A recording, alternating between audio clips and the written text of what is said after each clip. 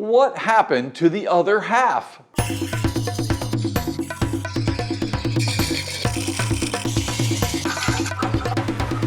Hi, I'm Kent and welcome to Turn a Wood Bowl. If you recall in our last video, we had an emergency situation. I had this beautiful freshly cut piece of fruit wood, which if left alone would have cracked into a million pieces and would have been useless.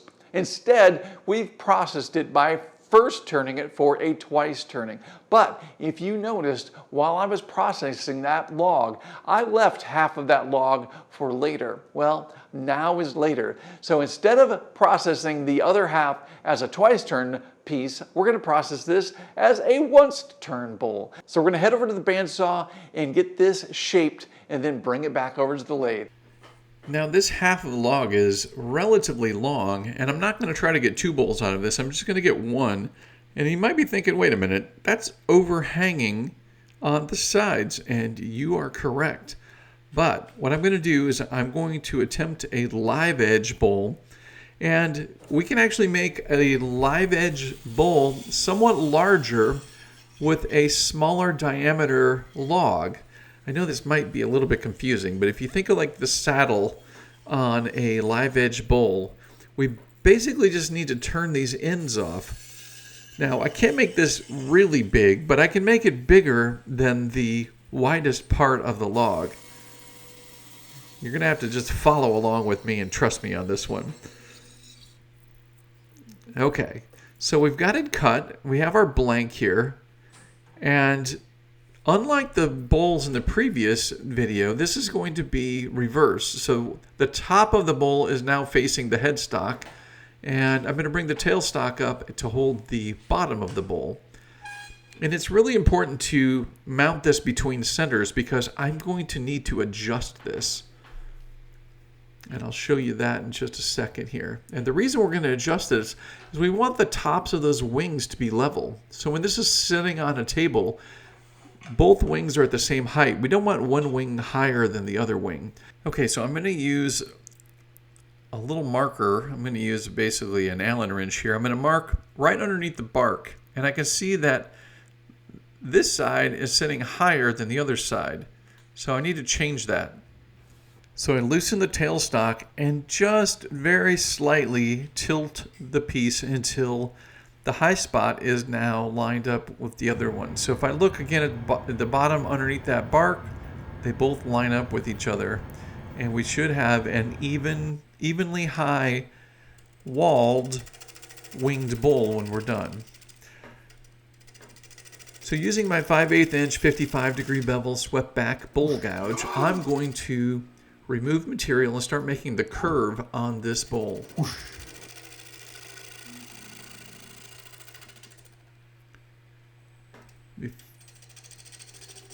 And while I'm doing this, I have to remember to continuously tighten the tailstock because this wood is very wet and it loosens itself up between the headstock and the tailstock. I'm also going to flatten out the base here. It's a little uneven. There's a high spot and a low spot, which is fine. It's more important to line up those top wings than anything else, and this can be straightened out on the bottom. And I'm going to go ahead and mark my tenon. Now I'm using my medium size chuck here. This is a 100 millimeter chuck. And I'm going to create the tenon for that. Now, this is not going to be the final base. It will be the final base, but it won't be this size. I don't want the base to be this large for a bowl this size. It just doesn't look proportionately correct. It's a very large base for the size of this bowl, but because this wood is so wet, it's going to give me plenty of support while I'm turning this. So I'll take that support while we're turning the bowl, but we'll be able to change that when I reverse this and change and finish up the foot on this bowl. So I'm going to clean up the shoulder and the tenon, and then I'm going to continue shaping this outside curve of the bowl. I want this to be a nice flowing curve that goes from the top of the wings right through the bottom of the bowl, and I want it to be somewhat elevated off the table. So I'm not going to have a big flat spot on the bottom of this. I'm going to go ahead and sharpen my tools here. They're getting a little bit dull. The wet wood like this, though, is actually really easy on the tools. And I think if I recall properly, I probably only sharpened my tools twice for this whole turning. It would be here, and then at the very end I sharpened again to get some really nice clean cuts at the very last few passes. But all in all, with wet wood, your tools stay sharp a lot longer.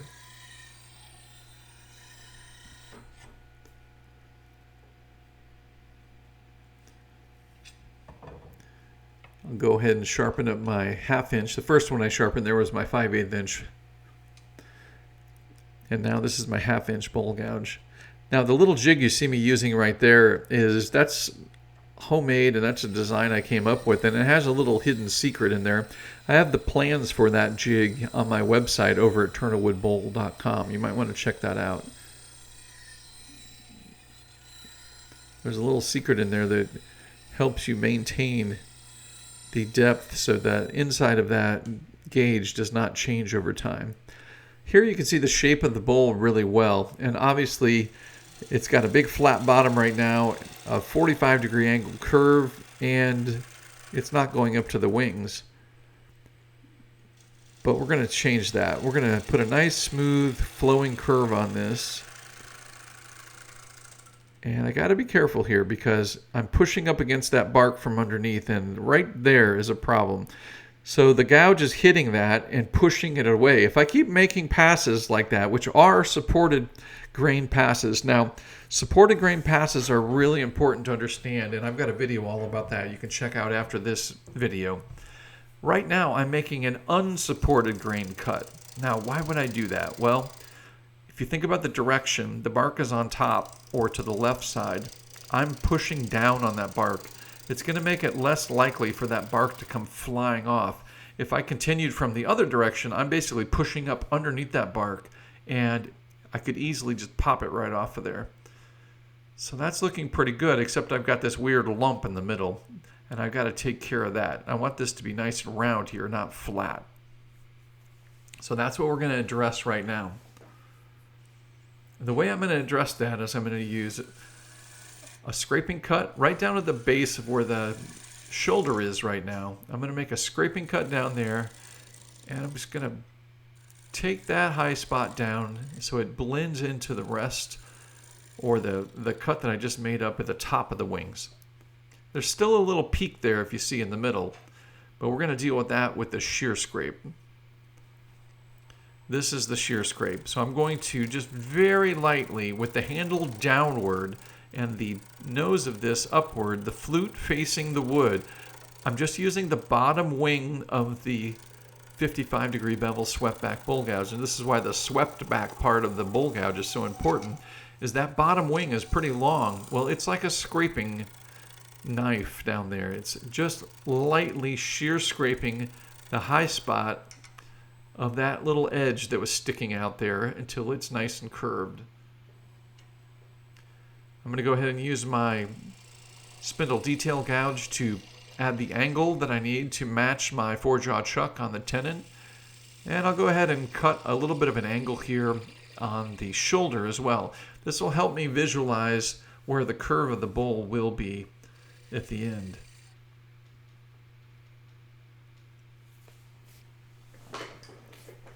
Okay, that's looking great. I'm going to go ahead and get this turned around, and we're going to start working on the interior of this bowl. I'm going to mount my chuck to the lathe, and then I'm going to mount the bowl to the chuck.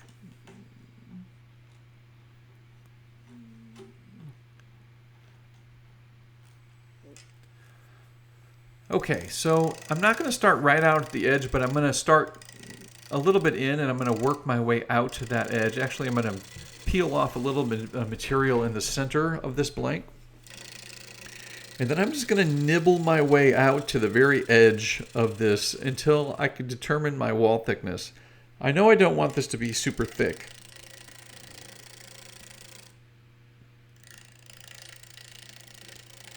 So what I'm doing is I'm looking straight down on this piece, and the nice thing about turning a live edge bowl is you have these open wings with the air between them so you can see your tool perfectly.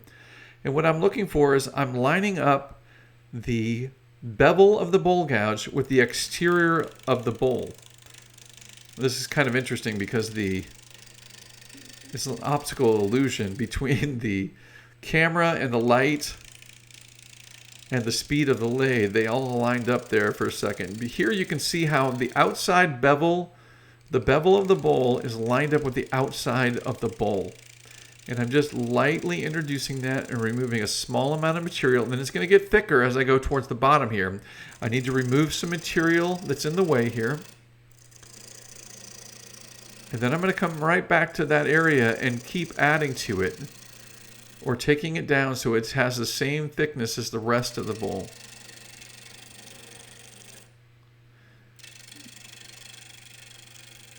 It's kind of tricky to see with this weird optical illusion going on. But what's wild is you're actually looking at the tool as it's inside the bowl. But you can see what I'm doing is I'm sneaking up on that wall thickness and just matching it from what was above it. And there you can see it's pretty thin. So I'll remove some more material from the side here. And just take that down. And then I'll just lightly remove a small area at a time.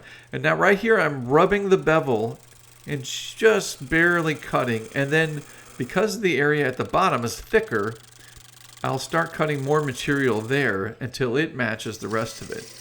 And I'll keep reducing that center area.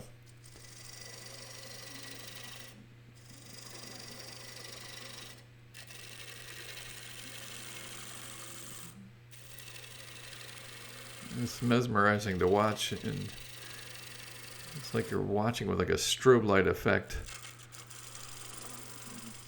Here you can see how I'm rubbing that edge and then continuing that cut until I take that wall thickness down to the previous level.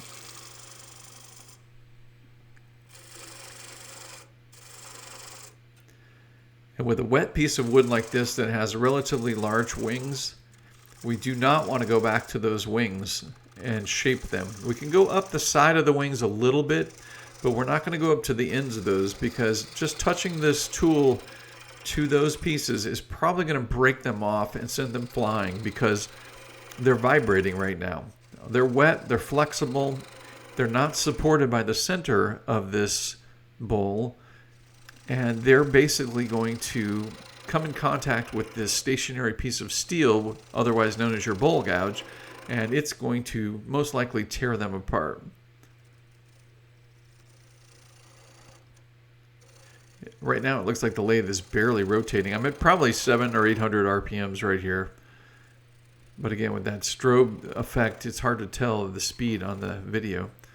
Of course, while I'm turning it, I'm just seeing a blurred bowl. I'm seeing a continuous shape there that's just a blur.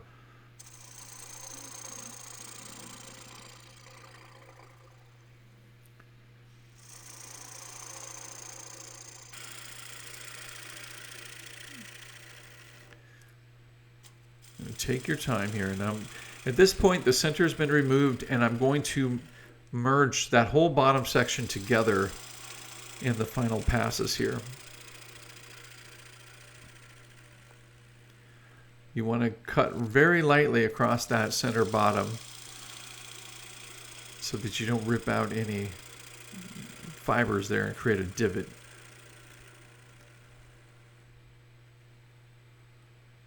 Just nice and slow. Let the tool do the cutting. Okay. It feels pretty good, although it's not, it's a little thick in the bottom, so I need to take it down just a little bit. So I'm going to rub the bevel and barely make a cut here, but I'm going to merge all of those previous cuts together. You can see I'm taking more material out towards the bottom of that cut.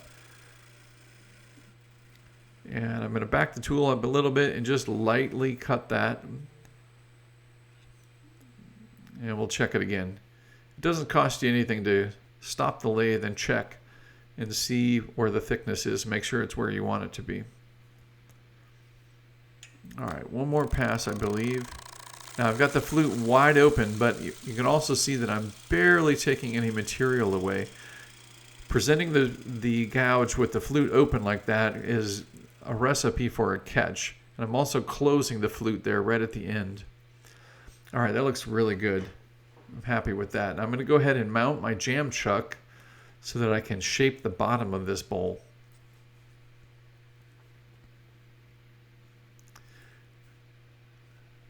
I've already got the little center point where the tailstock was, and that'll be easy to match up again. So I'm using a piece of foam here to pad the inside of that. And look at that. It turns pretty much true. Now, like I said before, I want to make this foot, the final foot of this bowl, a lot smaller than the tenon and the shoulder. The nice thing is that they provided good support for me with the chuck, but I don't need it to be that big. So I'm going to take it down. That size looks pretty good. I like that. So I just need to refine this a little bit. I'm going to blend that area at the bottom of the bowl in with a shear scrape again. Just doing a really light shear scrape here, blending that curve in so it all matches. And I want to crisp up the side of that foot. And the best way to do that is with the spindle detail gouge. Puts a nice little angle in there, and it can get down into that corner very nicely. Okay, so now I'm going to remove the inside of the foot. Now, I could just leave the base really thick like that, but guess what? That's going to hold a lot more water and moisture than the rest of the bowl, and that would mean that the walls of the bowl and the bottom of it are going to dry unevenly. So what I really need to do is I need to try to make all of this the same wall thickness as the rest of the bowl so that it loses moisture at the same rate. If you've noticed also that I made the foot of this kind of deep, I know that this bowl is going to warp and distort a little bit. But what's funny, with the live edge bowls, you barely see the warping on it at all, except the foot. The foot will be wobbly after this is equalized or dry. And what I can do then is I can sand the high spots of that foot and make it sit flat again. But I wouldn't be able to do that very easily if I didn't have enough material on the foot. So here, with enough material on that foot, I'll be able to sand this later. All right, I'm using my spindle detail gouge to remove that little nub there. And that's it. I think it turned out pretty nice. It's a cool shape. I'll get rid of that little nub. And now this is a once turn bowl, so it's going to dry. And if you noticed, I didn't sand it. Now, why didn't I sand it? Well, and why am I applying a finish to it? That makes no sense. Well, it's going to be really hard to sand right now because it's so wet. It's just going to clog up any sandpaper. I'm applying Danish oil to this. This is 100% boiled linseed oil and nothing else. This is tried and true's Danish oil. And what this is going to do, this is going to help seal up those in-grain pores just a little bit. So it's going to slow the release on those, and it's going to help apply a little bit of finish to this, but that's not the point. The point of applying this Danish oil is just to slow down that drying process. Plus, I can also seal up that bark. If any of that bark starts to look like it's going to dry and crack, I can always glue underneath it as well. But this is just temporary, so I will sand this once it's completely equalized, and then I will apply the final finish to this. But look at this. Isn't this gorgeous? You can see some tool marks there. Obviously, it needs to be sanded. But all in all, this turned out really, really nice. And this is how you can do a once-turn bowl very quickly from a wet piece of wood such as this avocado. So here it is, a once-turned avocado live edge bowl. Now remember, it's live edge with the bark. If the bark doesn't stay on, you can call it a natural edge. It's kind of the nomenclature of how that goes. Remember, you want this to have a very even wall thickness. Now, one of the questions I'm going to get is, well, is that going to crack, or how long will that take to dry? Well, you never know for sure, but there's a good chance this will be almost completely dry within a week, maybe 2 weeks at the most. And at that point, I will take my time and sand this nice and smooth and then apply the actual finish. There's lots of lessons I shared with you guys in this video, so I hope you picked up on all those between the Danish oil and the unsupported grain cut to make sure that bark stays on. There's a lot of things you want to keep in mind when you're turning a live edge bowl. So I think it turned out pretty well. Plus, we also reduced this base so that it was a little bit more palatable. Remember, you want a good solid base on there for stability, but you don't have to keep it on there when you use a tenon, which is nice. So this was reduced by probably 20 or 30%, so it looks a little bit more proportioned with the size and shape of this bowl. So I think overall it turned out pretty nice. So let me know what you guys think. Leave me a comment below. Let me know if you're going to turn a live edge bowl like this. And while you're down there, go ahead and click that like button. Thank you. I appreciate it. Be sure you're subscribing too if you aren't already. Go ahead and check out my website, turnawoodbowl.com. Over there, I've got everything you need to know about turning wood bowls, including online courses that you can start right now. You're going to want to check that out because it'll quickly accelerate your wood bowl turning skills. So go over to turnawoodbowl.com and check it out. All right, guys, like always, thank you so much for watching. And until next time, happy turning.